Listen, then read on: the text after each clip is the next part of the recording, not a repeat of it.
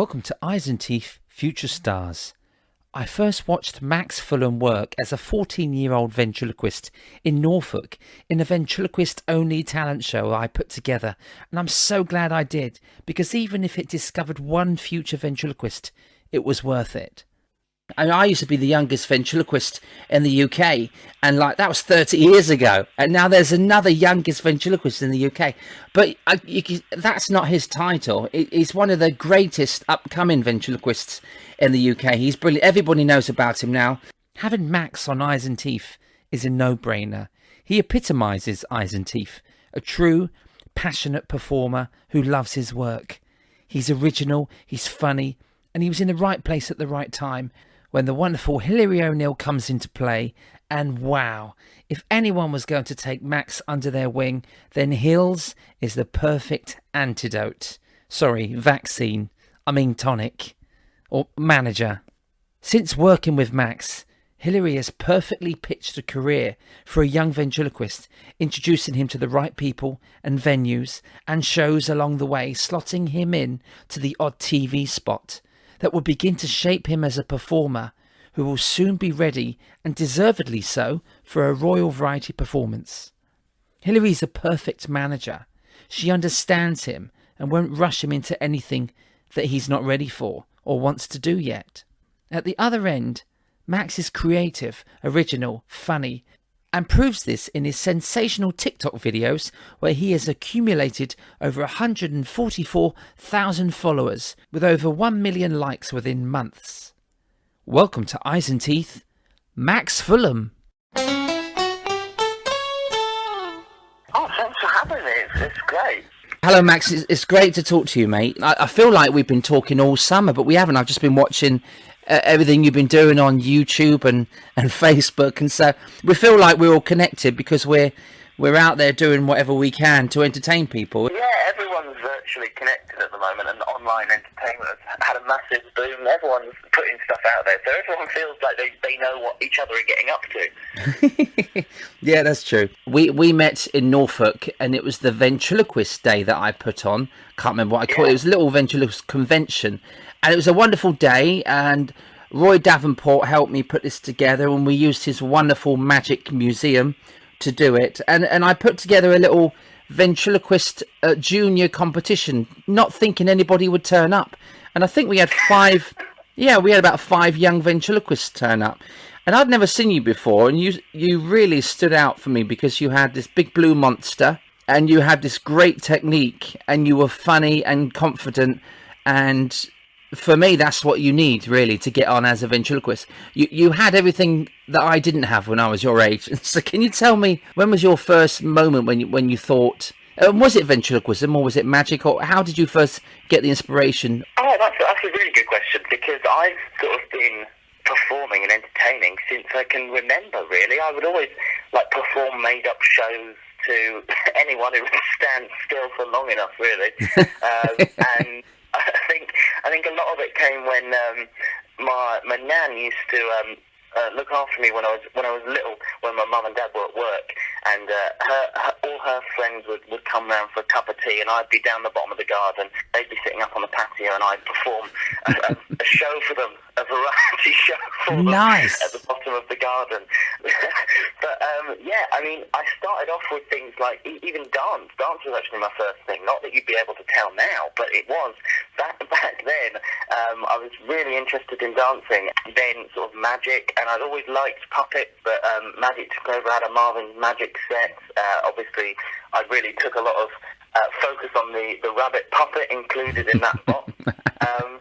And then my parents bought me a puppet one Christmas, and I saw a ventriloquist on YouTube, and it went from there.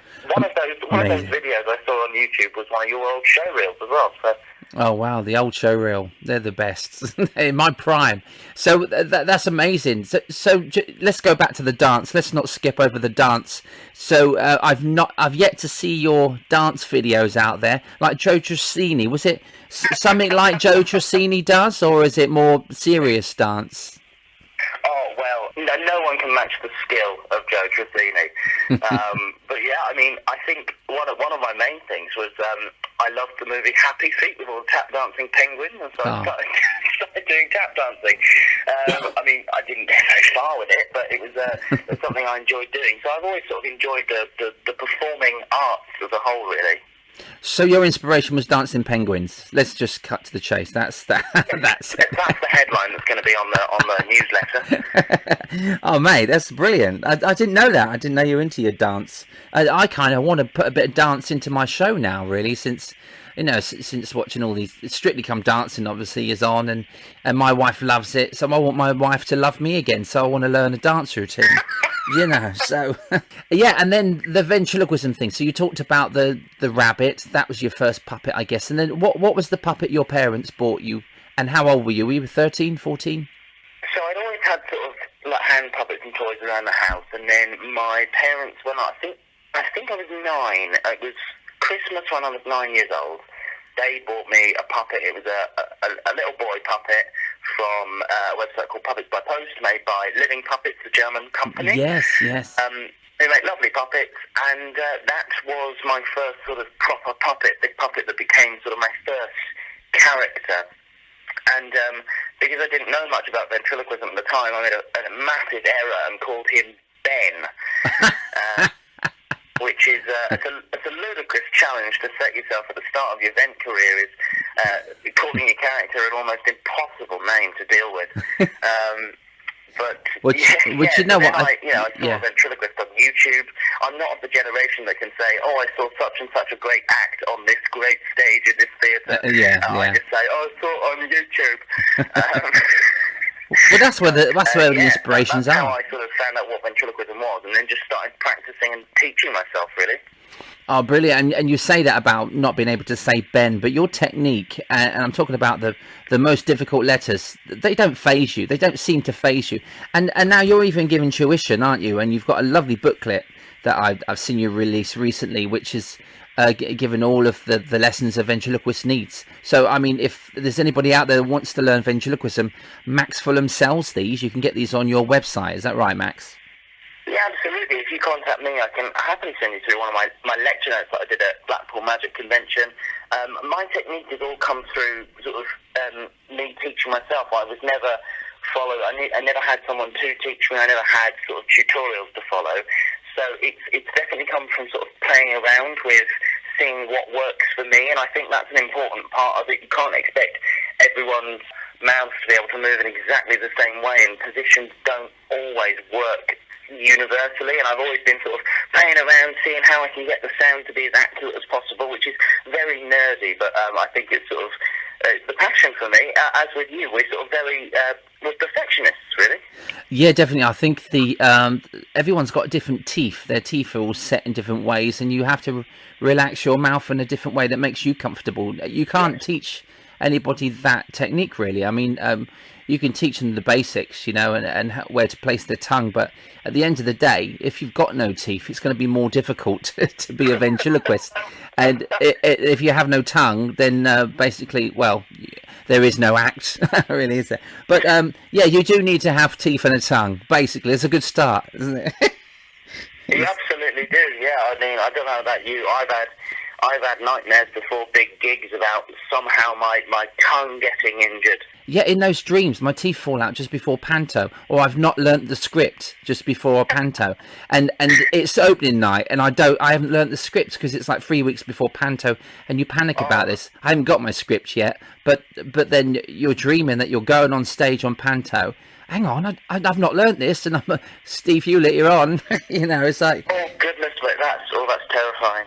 Yeah, I don't know if you've had them dreams yet, but they're really scary. And then you wake up and think, oh, thank God, rehearsals start tomorrow. That's great. So let's talk about that talent competition when I saw you in Norfolk. First of all, Steve, I can't thank you enough for putting on that event, because who even thought someone would, care about those slightly strange children who were talking to themselves up and down the country.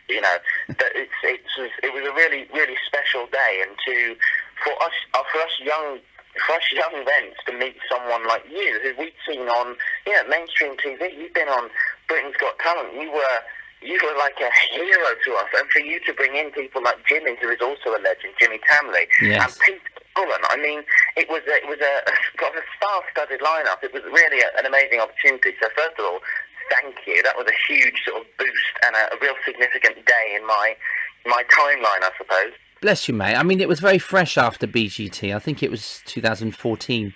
And I really wanted to do it. So I spoke to Roy Davenport and he said, great idea. I kept adding ideas. I said, I need to do a junior talent competition. Let's nurture the ventriloquist, young talent, if there is any.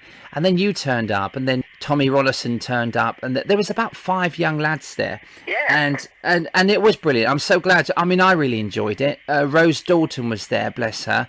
And we've since lost Rose. But that interview was so amazing to hear about Dennis Spicer from a close relative like that was incredible. Wasn't it? No, I'm really proud of that day. And I'm so glad I got to meet you. See, I think you were 14 then. I must have been around that age, yeah. Yeah. Eyes and teeth. And then it was probably a year later, maybe 2 years later, I started to see a lot of YouTube clips from you. And that's when I thought, I know this young lad, And it may have been a few... How old were you when you started to do those YouTube clips? Wow. Well, I started to put things out on Facebook probably around 15, 16, Right. 17 even, Yeah. And then beyond. I just put out... I'd have silly ideas, and because I was in that sort of...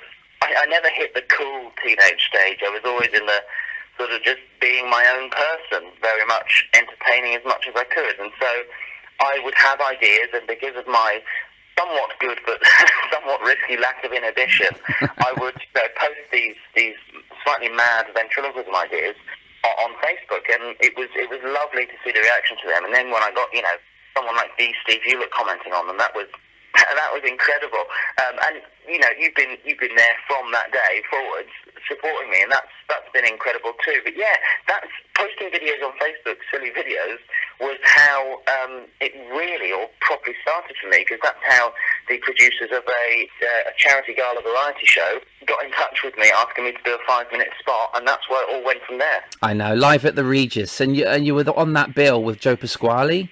Well, you had Live at the Regis, which was actually the year after, I think, but this first variety show was Sunday Night At, which was at the Theatre Royal in Brighton. It was actually where I met... Oh, yes, of course, you did do Hilary Brighton. O'Neill. Yes, okay.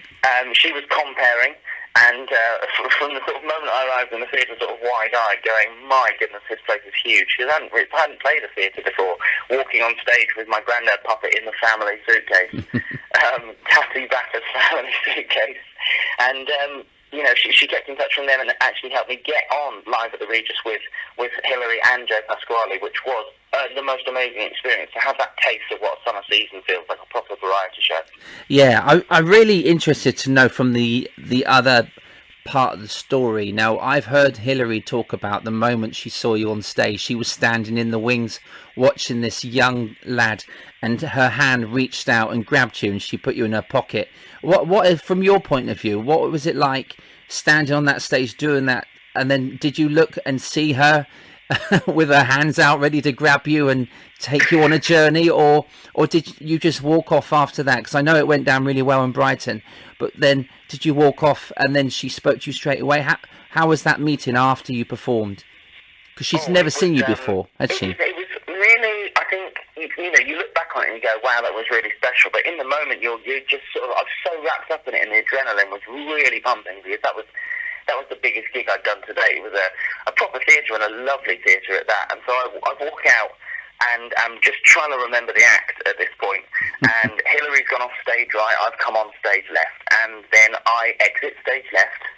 She comes on stage right, introduces the next act.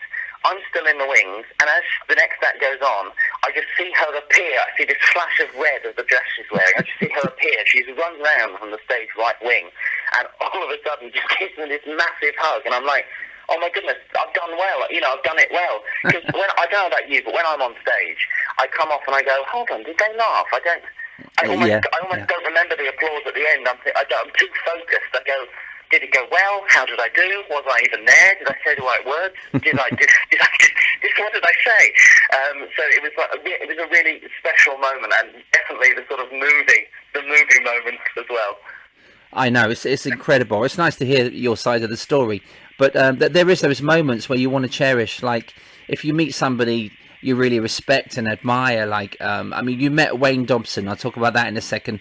But when you meet your heroes and you come away and think, oh my God, I just spoke to them. I can't remember a word that they've said. I'm just in awe, you know. And I've forgotten moments of like meeting people that I wish I'd gone out and just, as soon as I'd left that area, just written down what they said. So a little bit of advice: if you want to cherish that moment and you forgot about it and you want to write it down word for word, do it as soon as you leave that space. But you did Hillary. After that, she actually took you around to meet people in the business, and Hillary knows everybody. She's the perfect manager, and so she did start to manage you straight after that. I think she started the management because of you, and I think she took you to meet Wayne Dobson. And what was that like? I mean, meeting Wayne was, it was incredible. Because he's not only a magic legend, but he has one of the most legendary event routines without being primarily an event, which is quite an achievement. He's got such a sharp comic mind. I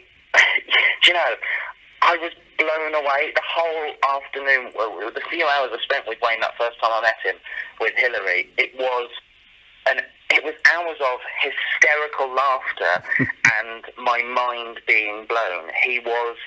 He just blew my mind with tricks that seemed genuinely impossible, and the lines he had on tap, just ready and waiting to go for any situation, and just helping me, sort of just discussing ideas with him was an incredible experience. To hear the perspective of someone like Wayne Dobson, the Wayne Dobson, on ideas I have, my silly ideas. That was really amazing, very special. Oh, that's so nice. And I feel the same as you. I mean, I'm 45. I'm probably 20 years, a bit more older than you. But I met Wayne probably about 6 years ago. I performed at the Blackpool Convention in that huge room that you got to work at the Opera House, where the Royal Variety Show is, funny enough, this year.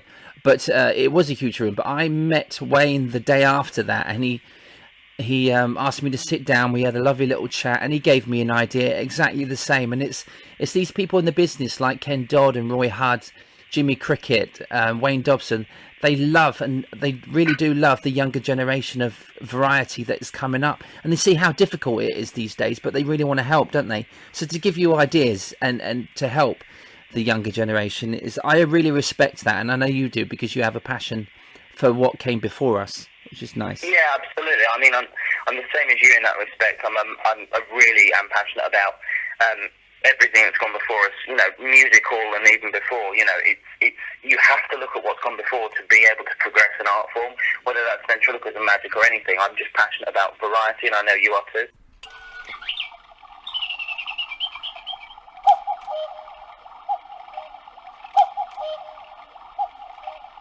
I think it's even more important to have a passion for the future of what we do, which is what you do, and you put out your ideas, and you're writing ideas, and I've watched you in pantomime, and you've got brilliant ideas, technique, your routines, your performance, your persona, and your personality. You've got everything that you need to take it forward. And so to come up with new ideas is not easy, but you've got this YouTube channel that you put out this year called Drivel Peddler. Very funny, and I still think my favourite moment is the bottle opener doing the workout classes. How did you come up with that? Thank you. I mean, that was that came out of sort of something I've been wanting to do. You know, I've been wanting to create something video content-wise for a little while, make a little series, because I had lots of ideas that I thought that will work more in a filmed context than it will in a stage context. But I hadn't at the time, up until the world stopped. I know. And eventually, after getting through the initial sort of just complete shutdown on my part. What's going on? Yeah. No thoughts, no nothing. I just completely shut down. But after that, the sort of spark to entertain was sort of reignited, I suppose, and I felt the need. I knew I would be a lot happier if I knew that I was making people laugh, and that's, you know, I think that is one of the main drives for me. It's not the sort of look at me. It's more, I really want to know that they are laughing and that I've made them laugh. So I got to work making this thing with so many bonkers ideas, more bonkers than I'd usually go, and it was a real challenge, because I had to teach myself video editing, setting up camera angles and all of that. It was quite a huge undertaking. So I produced 6 episodes of that. It's called Drivel Peddler. It's on my YouTube channel, which is Max Fulham, cheeky plug. And it was really well received. I was delighted with that. It was a real sort of labour of love, and even more so is the Christmas special, which I've just finished. Oh, brilliant! That's good to hear. Oh, there's a scoop. I like that. Yes, yeah. Little exclusive for the podcast. But, I've just it's a full 25-minute Christmas special, but I've pulled out all the stops. It has been a lot of work, but I think it'll pay off. Amazing. Now, if this does go out January or February, then I will tell you to re-look at that Christmas show. Get back in the festive mood. Yeah, get back. I mean, it doesn't leave us till Easter, does it, Christmas? So, exactly. Especially this year. I think that's brilliant. I really enjoyed Drivel Peddler. I watched it with my kids, and they were giggling and laughing. They do love Gordon, because I took them to see you in Panto. We saw you in Panto last year. Yeah, and that was so lovely of you to come and see the Panto. It was really special to have you in the audience, because obviously I was used to being in your audiences, which so that was very special. And I think that is, as you said, the kids can sit with you and watch it. That was my sort of aim, was that there would be really entertaining stuff for the adults, but kids could watch it too, which is it's sort of my thing. Silliness for all ages, where it's not adults thinking it's just immature. It's that vibe is what I'm going for. I know, and just sit there hearing my daughters giggling, which a 4-year-old and a 8-year-old at that time. It was just lovely to hear them giggling at a ventriloquist live in the theatre. I loved that, and then Biggins come on. You're working with Christopher Biggins, a legend of Panto, and great comic, Ricky as well, Ricky J. So it's well done you, mate, because you've done great. Joe Pasquale knows about you. You worked with Bobby Davro, and this was the Live at the Regis. Is that right? Yes, yeah. So you done 2 of those? I did those 2 years in a row. They were great shows. Yeah, and they say variety is dead, but I mean, you seem to find all the variety shows that are going on. You're kind of getting in them, and then you've done city varieties as well.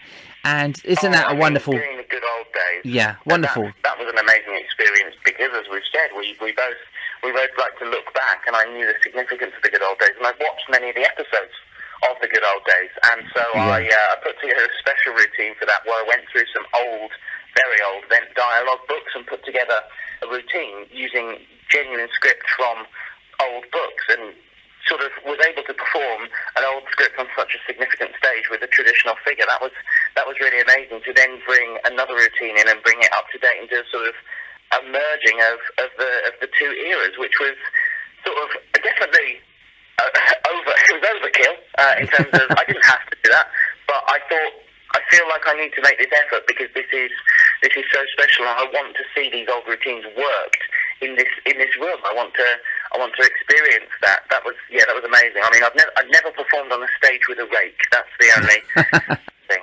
No, you have now. I mean, that's brilliant. I mean, to do city varieties, they really love when people do the old songs and they dress up within the era, and you actually wrote an act specifically for that, which they would have loved. And I know the audience still dress up, part of them, don't they? Which is nice to see. So. Yeah.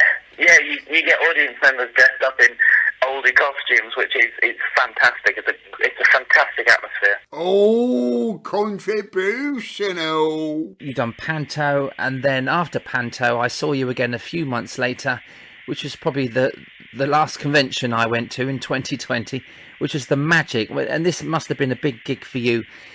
Doing your own gig. It's almost like an Edinburgh Festival special, and you got to do your own show. It was enormous. It was a huge task, a huge gig. That was probably the biggest project I've ever done. Yeah, but not only the show, which went down great, you got a standing ovation, but the next day you're doing a lecture as well, and you've got all these professional events. I had the sort of the triple whammy, whereby I did my 2 sort of full shows in the Pavilion Theatre. Did that twice in one night, which was, they are my favourite performances I've ever done. That atmosphere was incredible, to be able to perform to mostly professionals and people who are in the business, and have that reaction and do a full show. That was really special. Then the next day, get ready, do a lecture on ventriloquism, and then in the evening perform on the gala show in the Opera House, which was terrifying but brilliant. Yeah, with Lance Burton.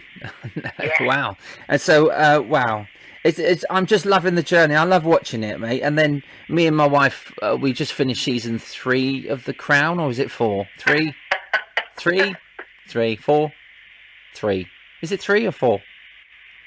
Series 4 is the current one, yeah. Yes. We just finished season 4, and well done, mate. I was so amazed to hear that. Oh my God, he's in The Crown now with Jay Rawlins, great mate of mine, and I love his dad, Steve. And so that was so nice to get that little gig. I'm so gutted they didn't show you on stage, or did you just film backstage? Was it just the backstage? We just filmed that one scene. They were recreating the sort of backstage atmosphere of a royal variety. Juggling and vents. And that was literally the only thing we filmed. And it was watching me on The Crown is a great excuse to buy a magnifying glass, really. But it was an incredible experience. The scale of that operation is beyond belief. I mean, we just love the show. It's fantastic. But you're talking about, I mean, that's obviously true to history, isn't it? There were ventriloquists and jugglers on the Royal Variety shows and the galas. So God knows who you were playing. You were, who was around that time? You were Keith Harris or Arthur Worsley or? Yeah, they've just sort of gone, you are a 1980s Royal Variety ventriloquist. So I was like, I know the sort of person I'm playing, and I knew I had to take along that, being a bit nerdy here, I knew I had to take along my figure by Austin Phillips. They made it in a lovely traditional way. He's such a talent. Oh, Austin is incredible with his fingers, his hands, isn't he? His ventriloquist skills are just building. I mean, we'll put a link to this because his work is incredible. There are so many great makers out there. Who do you admire out there in the figure building world? Oh, in the building world, I mean, there are so many, and even people I don't have puppets from. Because my sort of passion came from a puppet obsession first. I still always go, I really want to buy a puppet, even though I don't need another puppet. No one ever needs another puppet. But my favourite makers, I've got to mention Phil Fletcher. He's not only one of the best puppeteers ever in the world ever, but his work, the puppets he makes are so perfect and so inherently funny in how they are. He's a genius. He's an absolute genius. Isn't he? I've absolutely got to mention Chris Kendall, who made my lovely monkey Gordon. Okay. He did an amazing job. It was my first proper commissioned puppet, and that was really special. And my granddad is made in the Philippines by Diego Francia. I think that's his name. He goes by Jigs Hands Work online. They've been producing incredible puppets. And I'd also like to mention Ian Mack, who has accepted the challenge of making quite a unique puppet for me, of various features individually and magnets and all sorts. So he Wow. really he took on a challenge for me and more than succeeded. That's Ian Mack from Creative Puppets. But Yeah, there's just bless so many him. puppets I want to buy. Yeah, he's a nice guy. The thing is, all of these creators are really good people, aren't they? They're lovely to deal with. They're really nice. And I know the Jeff Felix, the Dal Warby, the Peter Pullen, Matt Puppets over in America. Jeff and Peter, I mean, Yes. Jeff and Peter practically held up an entire era of puppets. I've had the sort of honour of knowing, and I know Jeff. It's an honour to know Jeff and to visit him and have a good laugh with Jeff. His Punch and Judy puppets are so perfect, and his vent figures are legendary. He's the sort of next gen insole, really.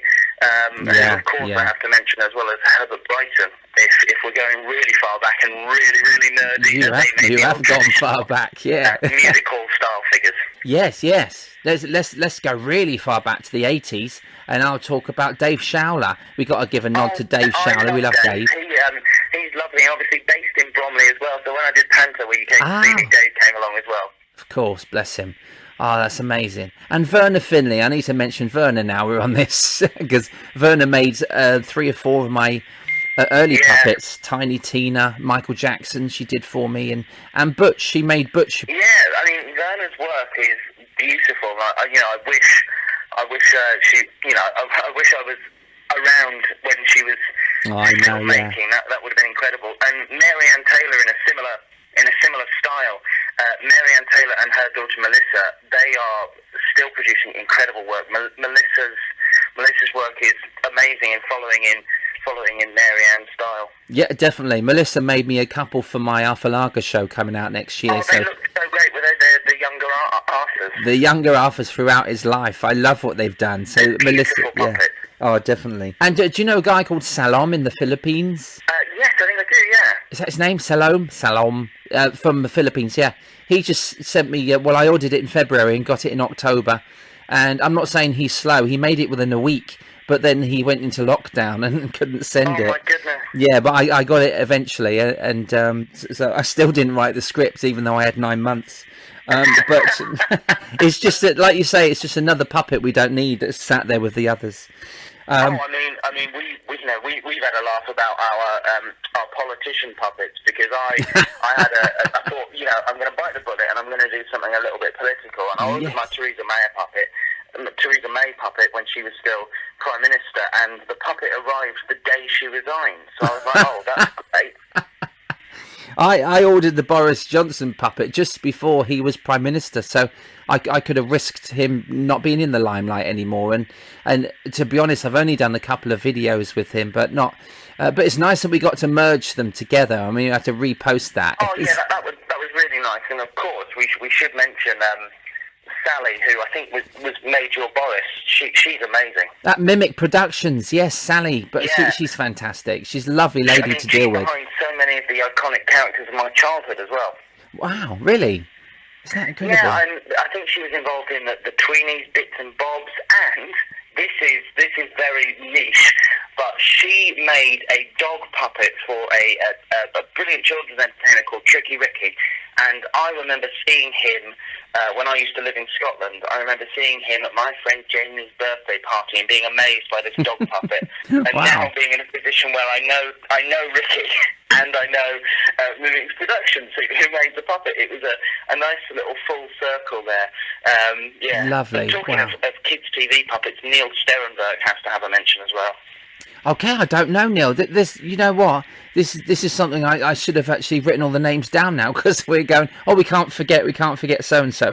Maybe I'll mention them. There's so many people out there. We'll probably miss some off as well. Yeah. I shouldn't have started it, but what I'll do, I'll try and think of some. If you think of any, text them, and I'll say it at the end of the show. But Max, it's been brilliant getting to know you. Just one more thing, Crackerjack. Yay! Crackerjack! Oh yes, yeah. I thought you wouldn't do it. So Crackerjack, you filmed it last year, and you filmed another one this year to go out in season 2. The revamp of Crackerjack is brilliant, but to see you, and I've got quite a few mates on there last season and this season, it's brilliant. Well done. Thank you so much, Steve. It's my first proper telly, and to be on such a significant reboot as well. I mean, Crackerjack's a legendary show, and the reboot they've done of it is superb. Sam and Mark are brilliant. The team working on it they're incredible. They are sublime. It's really an amazing experience, and I have, as you said, just filmed for series 2, which, if this is going out January, February, will be coming up fairly soon, I think. Ah, that's amazing, because that means it's a brand new start, hopefully next year, and whatever's happening, it happens, and we all go back to normal, which would be lovely. Whatever normal is, we're ventriloquists. We've never known what normal is, but it's nice. It's nice to have some hope, isn't it? And to start off with a TV show, Crackerjack, and then go back out there and do Butlins and Panto, whatever you're doing.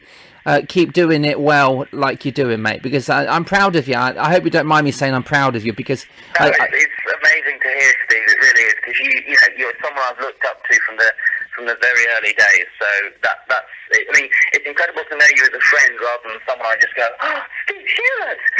Yeah. Don't keep saying that. Having you say that is really lovely. So thank you. Well, now I'm going, oh my God, Max Fulham. I'm doing it. I'm doing it the other way around. So, well, it's a mutual respect, which is nice in this business. You'll get to see some really, really nice people and work with some great people. So just remember that as long as we surround ourselves with those great people, we'll always be happy. Max, love to your family, mate. Thank you so much for this today. Thank you, Steve. On Eyes and Teeth, that was Mr. Max Fulham. See you, Max. Bye. Eyes and Teeth. Thank you, Max. He's such a delight to watch perform and grow, and I know he's going to do great in our business. And I was delighted to see Max Fulham appear on Saturday night television on the brand new game show Game of Talents. And he was either going to be an opera singer or a ventriloquist. And I'm so glad he chose the latter. It was fantastic. He stood out so much. And if you look at the social media after Game of Talents went out on that first Saturday, it was through the roof. Everybody was talking about Max. His act was born again on that show, and so once again, well done, Max. That was incredible, and you can catch up on ITV Catch Up, so enjoy Max Fulham on Game of Talents. Spoiler alert. So if you'd like to see more of Max in action, check out his website at www.maxfulham.co.uk. Find him on TikTok at Max Fulham Comedy, or Max Fulham on Instagram, or Facebook as Max Fulham Comedy, and Twitter at Max Fulham, or his home address is... of course I'm not going to do that. Today's comedy quote comes from the world's greatest ventriloquist, Ron Lucas. I was very determined to be heard, Ron Lucas says. They were either going to laugh at me or laugh with me, but I sure wasn't going to be ignored. I learned early that an act using vocal manipulation could be accepted as more than a gimmick if done well.